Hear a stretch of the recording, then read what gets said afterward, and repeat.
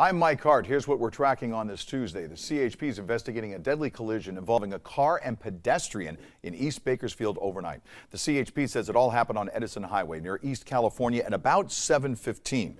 Right now, it's unclear if the victim was crossing the road in a crosswalk, but the Highway Patrols say they're investigating it as a possible DUI-related hit and run.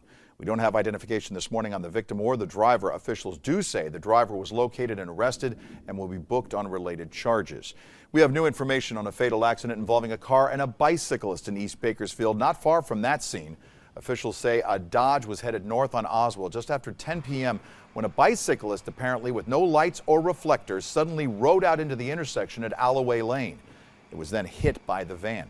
The front end of the Dodge hit the bike, ejecting the rider. The driver remained at the scene and cooperated with law enforcement. The rider died at the scene. Now, officers say there was no sign of impairment on the part of the driver, and they remind bicyclists, especially when riding at night, to be highly visible. Meantime, the city and county fire departments are joining forces for a rapid intervention operations training today. The hope is that it will prepare firefighters to save other firefighters who might be in distress should that situation ever arise. That training session will be held at 1:30 at 714 Columbus Street. Let's bring in Elena Rusk right now and get an idea if these freezing temperatures are going to fall to the wayside. We're actually going to maybe heat up.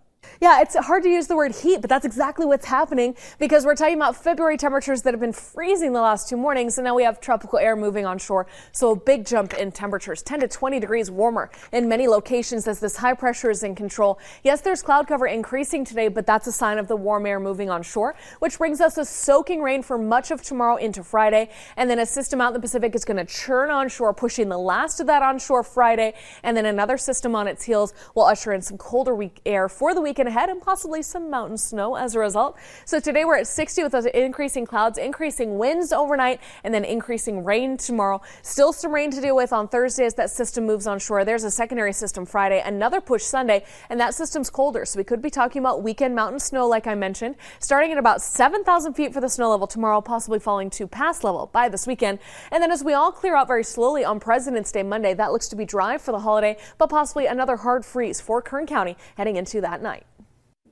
All right, Lena, thank you for that. That's a look at some of the stories we're following this morning. We'll have updates for you throughout the day across our social media platforms.